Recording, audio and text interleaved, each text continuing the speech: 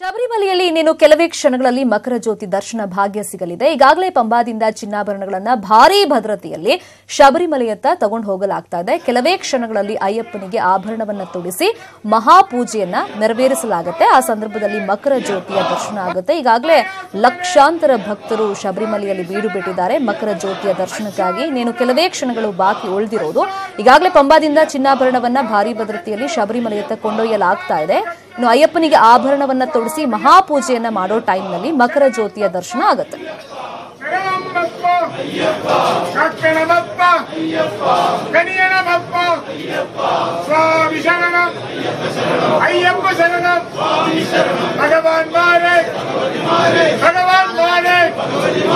ಈಶ್ವರಿ ಶರಣಂ ಈಶ್ವರಿ ಶರಣಂ ಸ್ವಾಮಿ ಶರಣಂ ಅಯ್ಯಪ್ಪ ಶರಣಂ ಭಗವಾನೇ ಭಗವತಿಯೇ ಸ್ವಾಮಿ ಶರಣಂ ಅಯ್ಯಪ್ಪ ಶರಣಂ ಭಗವಾನೇ ಭಗವತಿಯೇ ಈಶ್ವರಿಯೇ ಈಶ್ವರಿಯೇ ಈಶ್ವರನೇ ಸ್ವಾಮಿ ಶರಣಂ ಸ್ವಾಮಿ ಶರಣಂ ಅಯ್ಯಪ್ಪ ಶರಣಂ ಮಾಯಾ ಸುಗನೆ ಮಾಯಾ ಸುಗನೆ ಶಿವಂದ ಪುತ್ರ ಶಿವಂದ ಪುತ್ರ ಸ್ವಾಮಿಯಪ್ಪ ಶರಣಮ್ಮಪ್ಪ ಕಕ್ಕಣಮಪ್ಪ ಕರಿಯಣಮಪ್ಪ ಸ್ವಾಮಿಯಪ್ಪ ಶರಣಮ್ಮಪ್ಪ ಸ್ವಾಮಿ ಶರಣಂ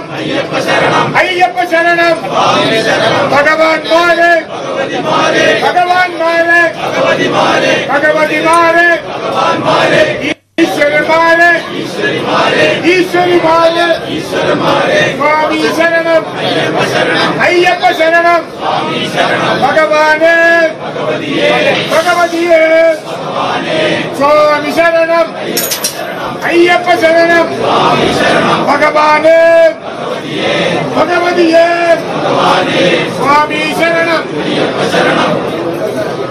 ಸ್ವಾಮಿ ಶರಣಂ ಅಯ್ಯಪ್ಪ ಶರಣಂ ಭಗವಾನೇ ಭಗವತಿಯೇ ಸ್ವಾಮಿ ಮಾರೆ ಸ್ವಾಮಿ ಶರಣಂ ಅಯ್ಯಪ್ಪ ಶರಣಂ ಭಗವಾನ್ ಶರಣಂ. ಶಬರಿಮಲೆಯಲ್ಲಿ ಇನ್ನೇನು ಕೆಲವೇ ಕ್ಷಣಗಳಲ್ಲಿ ಮಕರ ಜ್ಯೋತಿಯ ದರ್ಶನ ಆಗುತ್ತೆ. ಆ ದರ್ಶನಕ್ಕೋಸ್ಕರನೇ ಲಕ್ಷಾಂತರ ಸಂಖ್ಯೆಯಲ್ಲಿ ಭಕ್ತರು ವ್ರತಾಚರಣೆಯೆಲ್ಲ ಮಾಡಿ ಶಬರಿಮಲೆಯಲ್ಲಿ ಆಲ್ರೆಡಿ ಈಗ ನೆಲೆಸಿದ್ದಾರೆ.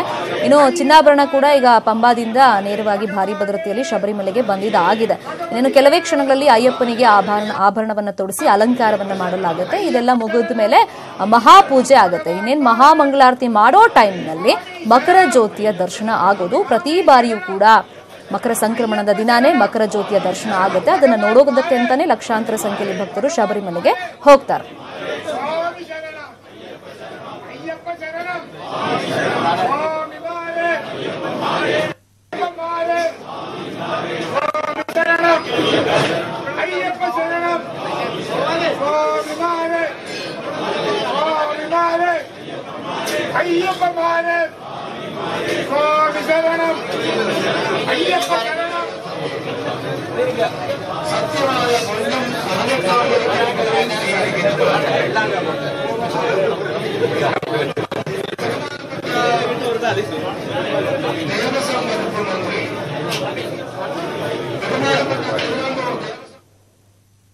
ಇನ್ನೇನು ಕೆಲವೇ ಕ್ಷಣಗಳಲ್ಲಿ ಶಬರಿಮಲೆಯಲ್ಲಿ ಮಕರ ಜ್ಯೋತಿಯ ದರ್ಶನ ಆಗುತ್ತೆ. ಇನ್ನು ನ್ಯೂಸ್ 18 ಕನ್ನಡದಲ್ಲಿ ಸರಿಯಾಗಿ ಸಂಜೆ 6 ಗಂಟೆಯಿಂದ ಇದಕ್ಕೆ ಸಂಬಂಧಪಟ್ಟಂತೆ ವಿಶೇಷ ನೇರ ಪ್ರಸಾರ ಕಾರ್ಯಕ್ರಮ ಇರುತ್ತೆ.